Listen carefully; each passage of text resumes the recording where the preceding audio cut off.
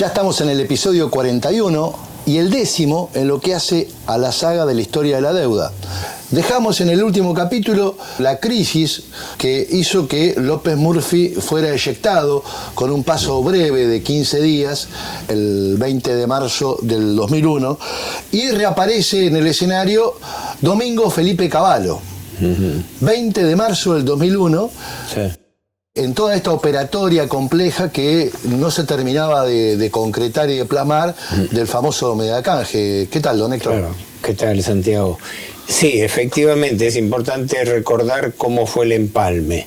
El renunciado Machinea, por el fracaso del blindaje, es decir, no pudo reunir el dinero para sostener la situación y sostener la convertibilidad, asume López Murphy que para cumplir los requisitos supuestamente para poder tomar más deuda y salvar la convertibilidad, pretendía aplicar un plan de ajuste pero sin apoyo político y consecuentemente duró 2 semanas y tuvo que dar un paso al costado. Ahí es donde llaman a Cavallo para que, como decía que fue el padre de la criatura, que venga él a ver qué podía hacer. Hay un personaje que es una suerte de corchito flotador que ha estado en mucho gobierno y que tuvo gran protagonismo, Daniel Marx. Tenés razón, me hiciste acordar el tema. Recordemos, Daniel Marx, que ahora tiene una consultora financiera que está asesorando y colaborando con el gobierno también, pero no es funcionario, aparece en 3 periodos claves de la historia financiera argentina. Primero, cuando fueron los acuerdos de Nueva York de Alfonsín 85-87, con la reestructuración y formalización de la deuda del proceso. Lo vimos. Era secretario financiero. Sí, sí. Después con el plan Brady, en época de Menem Cavallo. No nos olvidemos que después, apenas ha hecho el plan Brady, él renuncia y se va a trabajar a una empresa de Nicholas Brady, Darby Overseas Corporation. Y creo que está casado con una hija o sobrina de Brady. Y después reaparece con De la Rúa, siempre como secretario de Finanzas. Y se atribuye que él tenía su propia ambición de llegar a ser el designado ministro de Economía. Pero es un hombre que, se mueve en el ámbito del establishment financiero, de contactos internacionales, y era uno de estos tantos cabilderos, o yo llamaría también lobistas, porque no se movían gratis tampoco, ¿no? Pero era secretario de Finanzas bajo Machinea.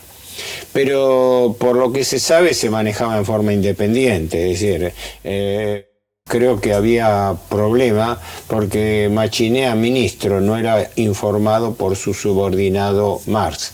Marx se reunía en Estados Unidos, tenía sus propios vínculos en Wall Street, como pasa con todas estas personalidades, por eso son lealtades volátiles.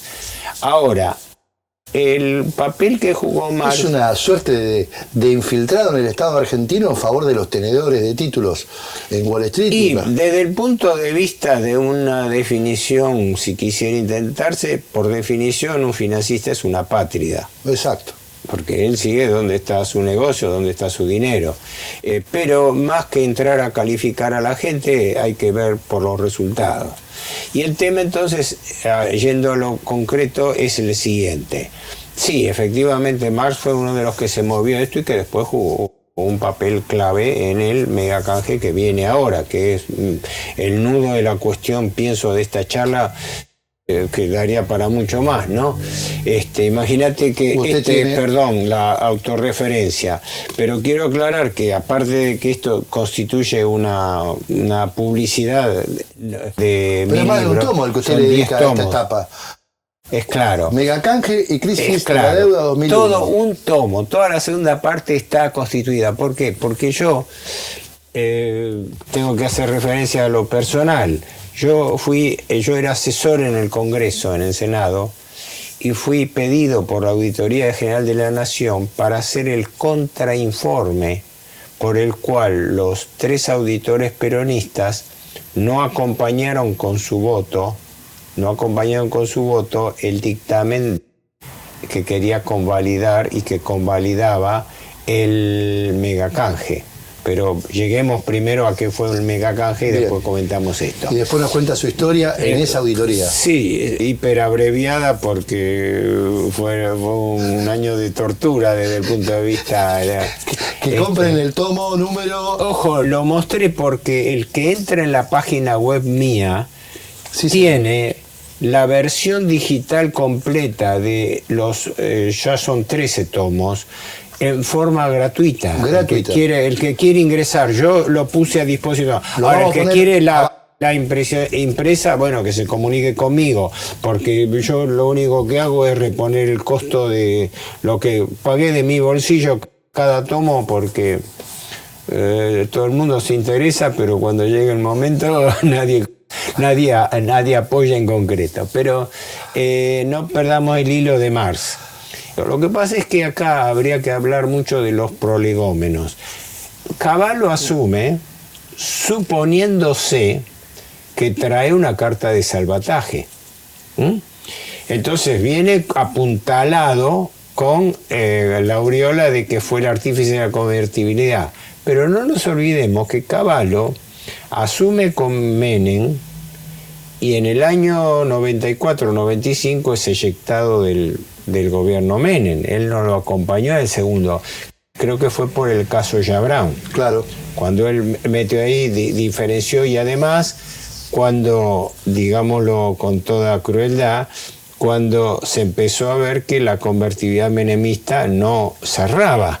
Claro, cerraba con más deuda, como hemos dicho, es decir, Menem duplicó la deuda. ¿Qué quiere decir? Que la convertibilidad duró tanto como duró el aumento de la deuda. El aumento de la deuda fue para sostener la convertibilidad.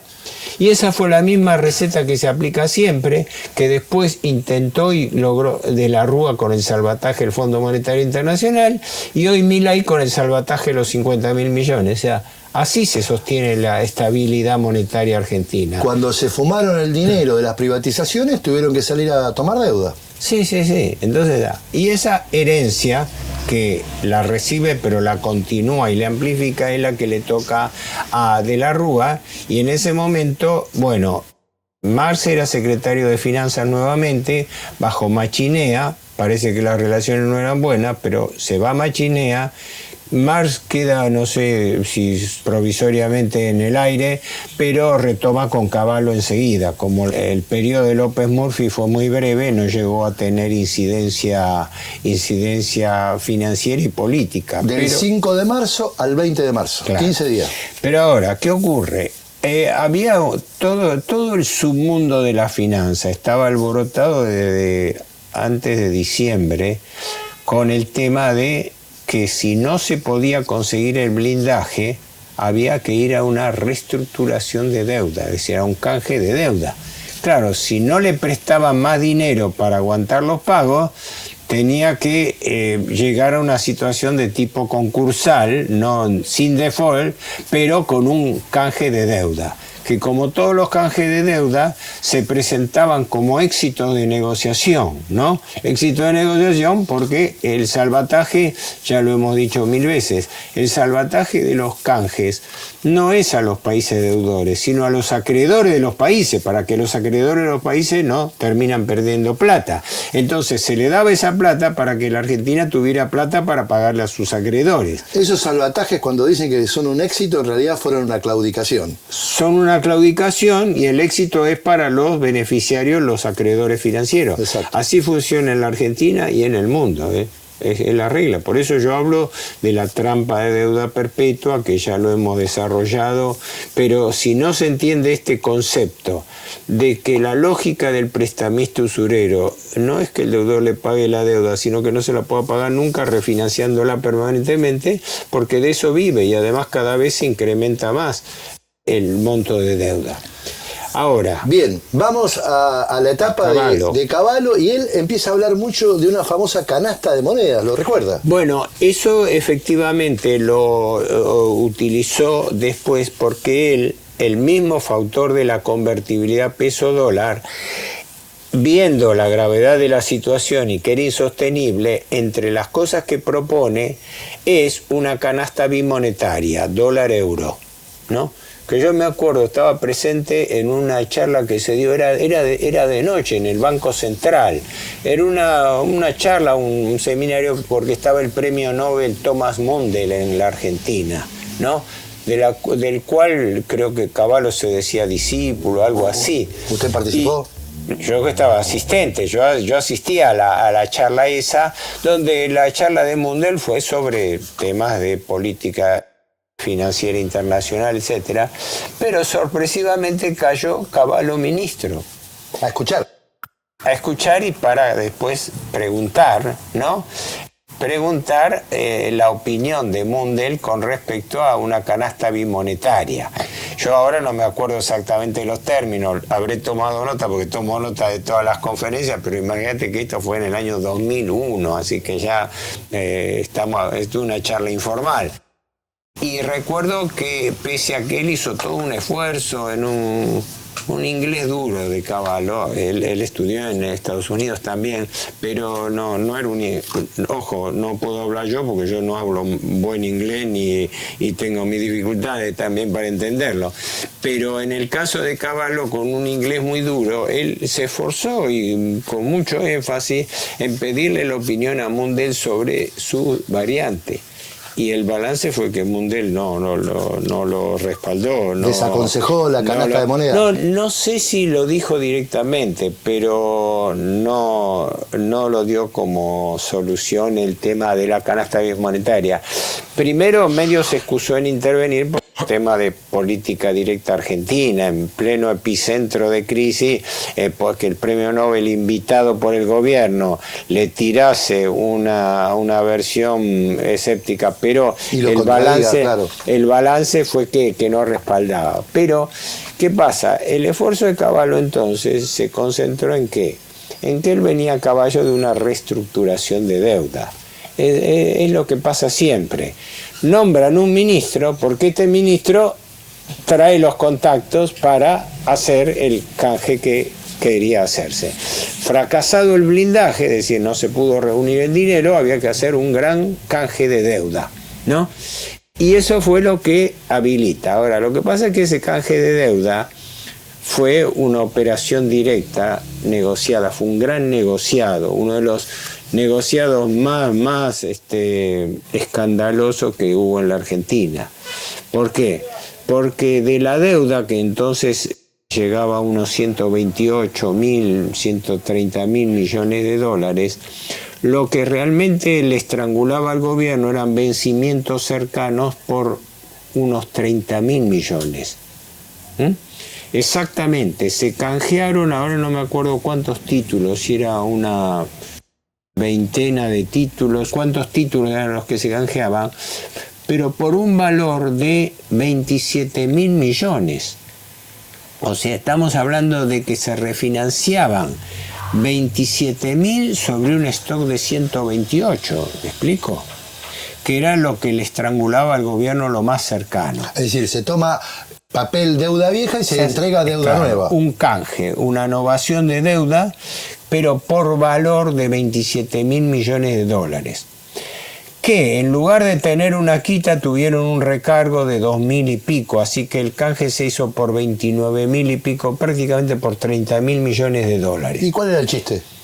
El chiste era patear para adelante los vencimientos 5 años, para tratar de programar 5 años, lo que quiere decir patearle el fardo al próximo gobierno. Como todos los gobiernos reestructuran deuda para después Kirchner, Labaña iban a hacer lo mismo, ¿no? Con el megacanje del 2005. Pero todo, el plan Brady también fue así, fue patear para adelante los compromisos. Pero en este caso, ¿cómo cerraba la lógica de esto?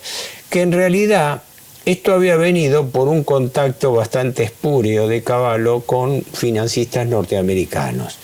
Desde diciembre, el Citibank y la banca Morgan venían proponiendo un canje de deuda, que la Argentina tiene que reestructurar la deuda. Entonces no apoyaban el blindaje como megapréstamo, sino decían no, hagan borrón y cuenta nueva, recojan bonos viejos del plan Brady que no pueden pagar. Ojo que en esa época le pasaba lo mismo a Ecuador, que había dolarizado para eso, ¿no? Entonces, ustedes canjean, entregan títulos viejos y le damos títulos nuevos. Pero la Argentina estaba pagando entonces tasas del 11-12% anual, que eran el triple o el cuádruple de lo que se pagaba a nivel internacional. Y el mega canje terminó haciéndose con una tasa de rendimiento para los acreedores entre el 15 y el 17% en dólares. Un disparate. Se hizo por contratación directa, se hizo por decreto. El decreto era 648 del año 2001. O sea, se violó la ley de administración financiera 2456, que en el artículo 60 establece taxativamente que la toma de deuda tiene que hacerse por ley del Congreso. Y en este caso se hizo por decreto del Poder Ejecutivo. Y se hizo por contratación directa con una propuesta que presentó el Credit Suisse First Boston, que yo leí bastante en su momento. Es una trenza muy importante que después se deshizo. El Credit Suisse es uno de los dos principales bancos suizos, creo que es el primero, el Credit Suisse, y el First Boston era un banco norteamericano que era corresponsal del Credit Suisse. Entonces se constituyó, después creo que años después desapareció, se disolvió la asociación, porque a la vez había denuncias en Estados Unidos, porque Estados Unidos es muy restrictivo con respecto a los bancos extranjeros. ¿Viste? Estados Unidos no permite bancos extranjeros. Acá cualquier banco extranjero entra y es dueño de la casa. Bueno, pero ellos sí que tienen la banca nacionalizada. Como es la expresión, tienen la sartén por el mango y el mango también. Claro. Está. Ahora, ¿qué pasa?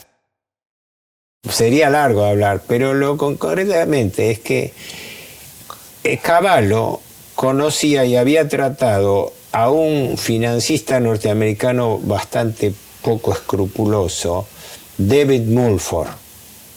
David Mulford había sido subsecretario del Tesoro norteamericano con el Plan Brady. Después que hizo el Plan Brady pasó a la actividad privada y fue nombrado director gerente titular del Credit Suisse First Boston. Y como banco privado elevó una oferta al gobierno argentino. Tanto es así que David Mulford, cuando después se hace el juicio por el megacanje, se negó a declarar, se negó a venir a la Argentina y ofreció una entrevista vía Zoom, pero sin venir a la Argentina, porque las irregularidades eran muy grandes y podía quedar preso. Aunque en la Argentina no iban a detener a un peso pesado como David Mulford. No me imagino un juez de Comodoro Pi, un juez federal metiendo preso a nadie. Mucho menos a un banquero. No, y además suizo. Peor, del juicio del megacanje resultaron todos los 18 imputados sobreseídos. No, pero volviendo todavía no hemos llegado al megacanje. ¿Qué fue el megacanje?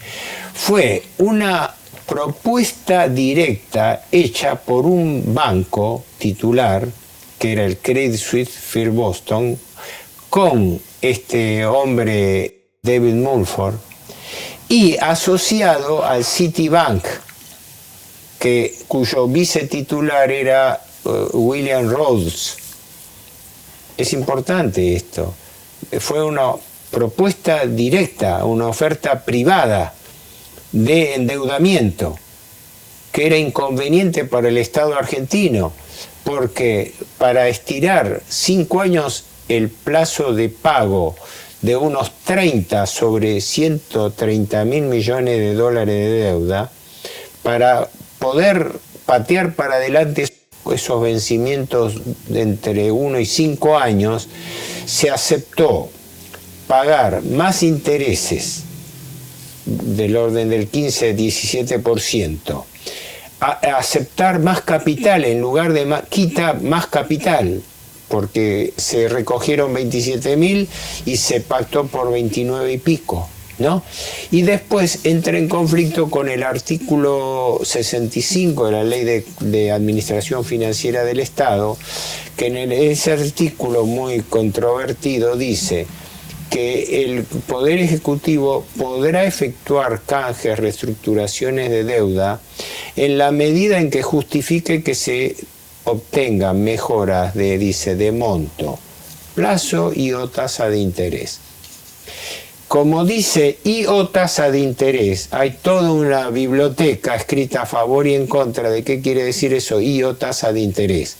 Bueno, yo tuve discrepancias con eso, elaboré un informe que está, porque la mitad de este libro de tomo está dedicado, publiqué los informes que yo elaboré para la auditoría, porque yo era asesor en el Senado, y fui pedido entonces por uno de los auditores que estaba allí, el doctor César Arias, que falleció, un hombre muy correcto, ¿no? Que sabiendo que yo había escrito sobre el tema y que sabía, él no quería que los auditores de la Auditoría General de la Nación peronistas quedasen pegados convalidando el informe, después que se habían hecho 2 denuncias. Una denuncia la hizo Juan Gabriel Lavaqué. Claro. Que estaba con un abogado radical, Juan Carlos Iglesias, un hombre que también había sido denunciante de otros temas pesados. Con él estábamos también cerca Salvucci y yo, pero como yo estudiaba el tema, me requirieron a mí, me designaron en la Auditoría General de la Nación para que haga el contrainforme que había elaborado la Alianza, ¿no? ¿Por qué? Porque el megacanje fue una operación escandalosa. ¿Y usted tuvo la posibilidad, tuvo acceso directo a los documentos del megacanje? No, no me permitieron tener acceso, me permitieron tener acceso a las informaciones generales. Las informaciones de detalle fueron hechas en la Secretaría de Crédito Público, que la dirigía López Isnardi en ese momento, y como yo fui designado por un auditor que era peronista, el equipo de trabajo de la Alianza en realidad no me facilitó ninguna información diciendo que no había nada que investigar porque la investigación ya había sido hecha y lo único que había que elaborar era el informe final de los auditores acerca de si estaban o no de acuerdo y por qué. Con lo cual yo me tuve que manejar por fuerza con una ausencia de información terrible. Me explico, es decir, usted fue designado oficialmente para hacer el informe de la contraauditoría. ¿Cómo se contraauditoría? ¿Cómo se dice? No tenía acceso. Mejor dicho, existía una base de datos a las que yo tenía acceso, pero yo no podía individualmente revisar una base de datos que trabajó todo un equipo en el Ministerio de Economía y que habría refrendado la auditoría, aunque mi idea es que la gente de la auditoría que yo conocí no había trabajado nada, le había puesto la firma simplemente al mismo informe que mandó el Ministerio de Economía, que a su vez era el que fue autor del megacanje. Ahora, las observaciones al megacanje yo las resumí en varios documentos, porque todo el megacanje, bueno, los documentos que elaboré fueron uno sobre las conclusiones propiamente dichas, otros fueron mis informes preliminares. Estuve entre diciembre del año 2001, mientras caía el gobierno de la Rúa, hasta agosto del 2002, que fue cuando los auditores peronistas se negaron a firmar el ok al megacanje Cavallo de la Rúa, perdón la inmodestia, con los argumentos de mi informe, ¿no? Que después, por lo que yo averigüé, no fueron incorporados al expediente. ¿Al expediente judicial? Al expediente de la Auditoría General de la Nación, independientemente de la causa judicial que seguía la denuncia de Lavaqué por un lado y Mario Cafiero, Javier Llorens por otro. Se hicieron 2 denuncias. Después se refundió, el que lo siguió fue Mario Cafiero, con quien yo tuve amistad y colaboré también, y Javier Llorens, que tienen este libro que es una pieza fundamental, Argentina robada. Ah, sí, sí. Este demuestra cómo fue la fuga de divisas que los bancos en la última etapa del gobierno de la Rúa se transfirieron divisas al exterior por aproximadamente 20.000 millones de dólares. Es decir, como la rata que abandonan el barco, cuando se dieron cuenta que la convertibilidad no aguantaba, los primeros que empezaron a transferir dinero al exterior fueron los bancos, a un promedio de de 5.000 millones de dólares por mes. Todo eso está demostrado. Los trabajos más técnicos fueron hechos por Javier Llorens de Córdoba. Remesando a sus casas matrices. Remesando, sí, sacando dinero por distintas razones. Es decir, el gobierno le estaba permitiendo alegremente que se llevasen el dinero al exterior, sea porque lo transfiriesen a nombre y representación de sus clientes. Creo que solamente el Banco Galicia transfirió a su cuenta en el Uruguay en los últimos días de noviembre, transfirió entre 3.500 y 4.000 millones de dólares. Pero, o sea, la gente sacaba el dinero y lo llevaba al exterior. Pero los grandes bancos norteamericanos que participaron del megacanje fueron los que auspiciaron eso. O sea, retomando lo que usted dijo recién, cómo son nacionalistas los americanos respecto de su propia banca, sí, que no permiten bancos extranjeros. Sí. Cuando uno dice hay que nacionalizar la banca, tengo un amigo que me dice, Santiago, no te trosquies, como diciendo no vaya a situación extrema, pero es lo que hacen los yanquis. Es lo que hacen, digamos, defender sus propias entidades financieras en favor de ellos mismos. Yo ahora no me acuerdo si fue el Banco de Minneapolis. En la década del 80, creo que en el 1980, fue cuando se produce un gran caso jurídico financiero en Estados Unidos, porque una filial creo que era del Banco Barclays británico, a través de Canadá, que era, si no me equivoco, era o el Banco de Minneapolis, era un banco, no importa. Por primera vez, un banco extranjero se registraba en Estados Unidos y le negaron el registro por ser banco extranjero. Entonces eso llegó a la Corte Suprema de Justicia norteamericana, que al final terminó avalando la condición de que un banco extranjero pudiese operar en Estados Unidos, ¿no?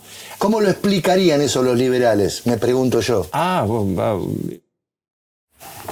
El libre mercado no existe, entonces todo lo que pueda razonarse en consecuencia de eso, el dinero es poder.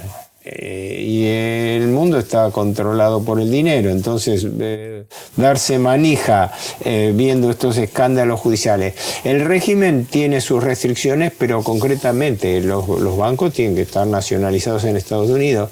Acá, en cambio, los bancos extranjeros han tenido, si bien tienen que registrarse como bancos nacionales, como filiales, pero es complejo. Por razones de tiempo, no quería que se me escape esto.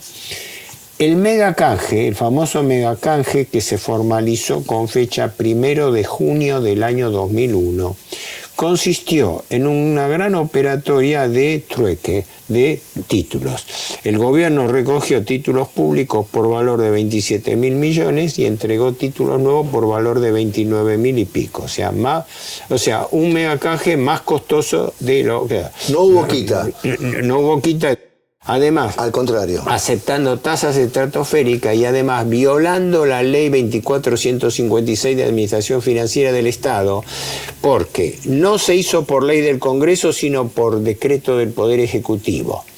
No se hizo respetando las condiciones de mejora de la oferta, porque una oferta se acepta si es mejor o no, y no estaba demostrada la conveniencia de la oferta, ni siquiera en valor presente neto, que es como se calcula la rentabilidad de un canje, porque fue fraguado en la forma de cálculo, dejando de lado gastos. Por ejemplo, no se computaron las comisiones y se pactaron comisiones por 150 millones de dólares a todos los bancos, consultoras, calificadoras de riesgo, estudios jurídicos, estudios financieros, porque atrás de eso está todo lo que el doctor Conesa siempre llama el club de los muchachos de la deuda, los muchachos del club de la deuda. Los Daniel Marx de la vida. Bueno, entre ellos todos los funcionarios que firmaban, y el que estaba allí en primera fila era el secretario de Finanzas Daniel Marx, todos los cuales después en el juicio salieron sobreseídos, y en el informe de la auditoría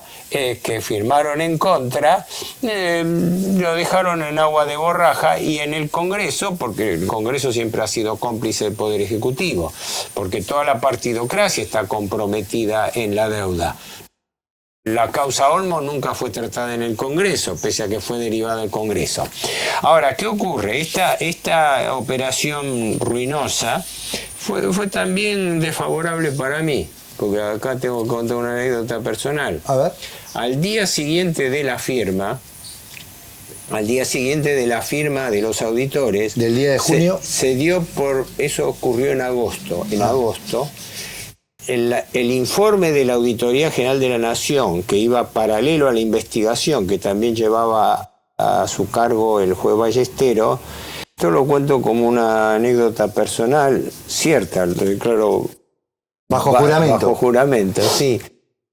Yo había sido designado en diciembre, estuve trabajando hasta entonces, elaborando todos los informes que sirvieron de base para que de los 6 auditores, 3 de la Alianza votaban a favor y 3 del Partido Justicialista en contra.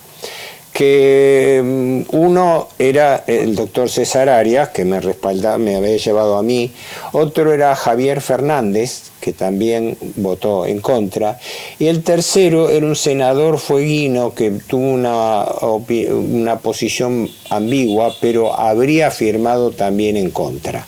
Por lo cual fue la primera vez que en años, parece que había un solo antecedente, que en la Auditoría General de la Nación se votó por opinión dividida, porque siempre se sacan los informes de auditoría de gestión pesado por unanimidad, y en este caso el justicialismo no quiso quedar pegado con eso. Además, en esa época se reemplazó al auditor general, que era el doctor Rodolfo Barra, por el doctor Leandro Despuy, un caballero. Yo tenía buena relación con él, era radical, y él en principio apoyaba, pero él no sé si desempató en la votación o lo dejó en agua de borrajas. Tuve oportunidad de hablar con él, un hombre muy correcto, falleció prematuramente, pero lo importante fue lo siguiente, que al día siguiente de la votación, yo llego a mi puesto de trabajo, estaba como en la sugerencia de deuda pública, y el doctor Arias me dice, bueno, dice, lo felicito, dice, por el informe, ayer votamos en contra, ¿no? En base a sus informes, la verdad que son informes que quedaron incorporados, después veo que no lo incorporaron, por eso yo me vengué imprimiéndolo, porque esto es lo mismo que está en la auditoría.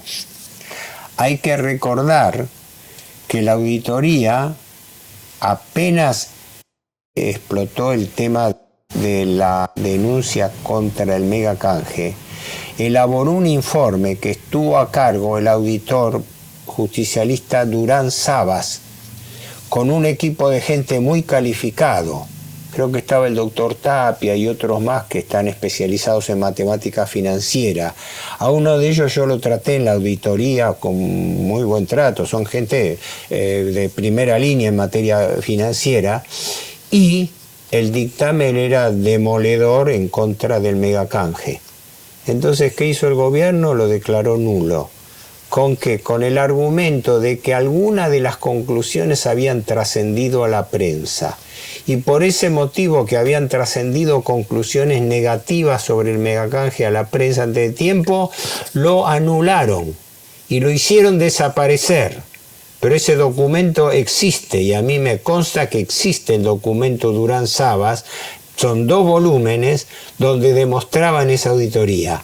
Lo quitaron del mapa, lo anularon y compaginaron otro que en realidad para mí ni siquiera fue auditado por el equipo de la Alianza en la auditoría. Fue puesta la firma sobre la base de la información que se armó desde el propio Ministerio de Economía. Le mandaron el Excel, le mandaron las conclusiones y directamente se aprobó. Ahora, vuelvo a mi historia personal. Así como me requirieron en diciembre para armar estos informes que sirvieron de base, perdón la autorreferencia, pero es así. Es decir, ellos necesitaban fundamentar. Y el informe era sobre la auditoría realizada, pero sin tener acceso directo a la documentación como para revisarla. Además, una persona era imposible que lo hiciera físicamente. Me basé en el informe que estaba propuesto, en el informe que estaba, y cuyos términos no se me dieron a conocer. Así que yo hice un trabajo en paralelo. En paralelo bajé, unas decenas de conclusiones, entre las cuales están esta: la inconveniencia financiera de la operación, el hecho de que contravenía la ley de administración financiera, que era por decreto y no por ley del Congreso, que aceptaba una tasa insólitamente elevada e inconveniente, que el plazo no se justificaba porque todo eso era un costo altísimo para patear 5 años sobre una deuda de 130. Se pateaban 30.000 para adelante, pero aceptando intereses abusivos.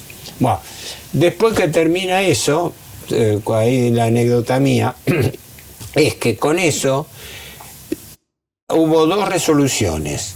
En la auditoría se votó dividido y quedó en agua de borraja, dándolo por aprobado por la auditoría ante el Congreso, lo cual tengo mi duda de que sea un procedimiento adecuado, porque la votación fue dividida 3 contra 3 y creo que sin desempate del presidente, por lo cual quedaba empatada. No se puede decir que la auditoría, pero la auditoría oficialista no quiso quedar descalzada con el apoyo al gobierno, como la auditoría le iba a sacar un informe en contra. Eso quedó en agua de borraja, porque si uno entra ahora en la auditoría, creo que el informe de descargo no fue incorporado, por eso es que yo lo hice imprimir por mi cuenta. Y la anécdota es que los primeros días de agosto se firmó en disidencia, me convoca, yo estaba todos los días allí en la auditoría, me llama el doctor Arias para felicitarme por mi trabajo, por todo esto que sirvió de base para que los auditores peronistas pudiesen firmar en disidencia con fundamento basado en mis informes, ¿no? Claro. Porque ellos necesitaban fundamentar su voto. No. Dice, eso sí, me dice después al final, dice, lo tuvimos que negociar. Y yo no entendí, todavía le dije, digo, perdón, doctor, digo, ¿negociar qué? No, a usted lo tuvimos que negociar, porque la alianza pidió que lo sacáramos.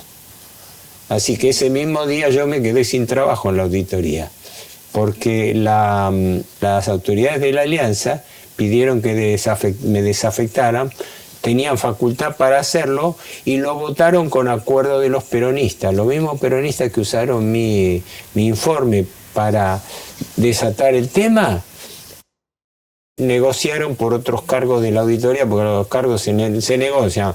Yo nombro a este otro, nombro a esto. Exacto. Los sueldos de la auditoría son muy altos, ¿no?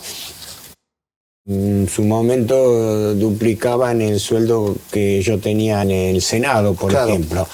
Y resulta que el premio que yo tuve a mi trabajo fue que me volaran de la auditoría, que después presenté una nota pidiendo al Consejo de Auditores simplemente saber los motivos de desafectación. Ellos tienen autoridad, pero tenían. Ahí fue donde tuve oportunidad de tratar al doctor Despuy, que me dijo que en lo personal era atinado lo que yo pedía. Que era atinado, que un tipo que es desafectado de la noche a la mañana tenga una explicación. ¿Y qué explicación iba a tener si había sido producto de una negociación? No, nombramos a este, pero tomamos 3 contratados por acá y otra cosa. Así que el balance de todo esto fue, desde el punto de vista de la auditoría, quedó en agua de borrajas por el asunto de que la votación fue dividida, pero la dieron por válida, con base a la propia información del inculpado, que era el Ministerio de Economía. Y el juicio, que duró varios años y lo siguió Mario Cafiero, los 18 imputados, entre ellos a la cabeza Cavallo, ministro de Economía, Sturzenegger, secretario de Programación Económica, Daniel Marx, secretario de Finanzas, López Isnardi, titular de la Oficina de Crédito Público, en total 18 imputados. En medio de la batalla con los fondos buitre crece la cantidad de dirigentes políticos y de organizaciones sociales que reclaman una investigación sobre los exfuncionarios de gobierno responsables del tristemente célebre megacanje, la operación promovida por el Fondo Monetario, que en el año 2001 elevó el capital y los intereses de la deuda pública argentina en más de 40.000 millones de dólares. En este sentido, después de que fueran absueltos por prescripción de la causa 9 exfuncionarios de la Alianza, hoy el Tribunal Oral Federal número 4 comenzará a escuchar las declaraciones de los testigos en el juicio que tiene al exministro de Economía, Domingo Cavallo, como único procesado. Sobre el tema, el que habló con voz discordante fue el expresidente de la Rúa, quien aseguró que el megacanje fue bueno porque había que patear para adelante los vencimientos de deuda que no se podían pagar, dijo. Y agregó, la deuda siguió igual.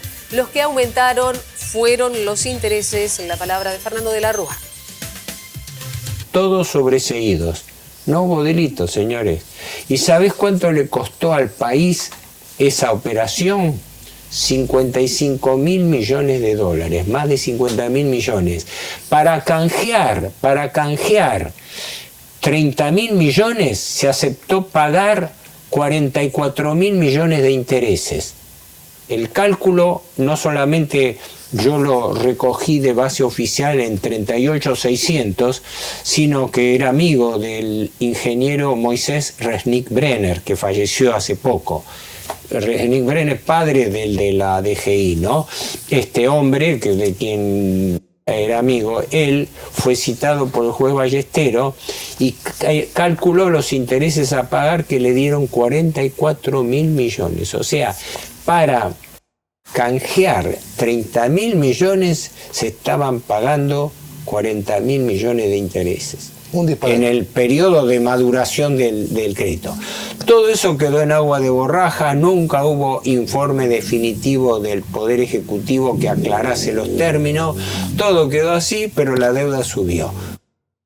Por eso cuando termina su mandato, que lo vamos a ver seguramente en la próxima charla, la deuda que había recibido de la Rúa en 122 terminó en 145, aumentó unos 20.000 millones más, entre ellos del acumulado que venía, porque los intereses no se computaban, sino del acumulado que venía por capitalización. Bueno, Héctor. Es una. Perdón por la hipersíntesis, pero son Héctor, cómo sintetizar un libro. Vamos a cerrar este capítulo y le agradezco en nombre de todos los argentinos, porque seguramente su rigor intelectual quedó plasmado en esos informes, porque rara vez un hombre del campo nacional tiene la oportunidad de trabajar en el corazón de estos temas, y esto más que megacanje, perdón, hay que llamarlo mega estafa, de la que muchos que se suponen cuadros políticos ignoran el volumen y la dimensión que esto representa a los intereses nacionales. La Argentina robada. Este libro, al igual que el suyo, explica la mega estafa del gobierno de la Alianza.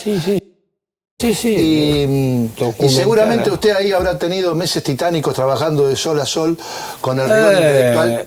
Una alienación total. Exactamente. Unas condiciones de estrés imbancables, porque aparte era, en la expresión textual del doctor Arias, dice: a usted lo mandamos en paracaídas a territorio enemigo, arréglese.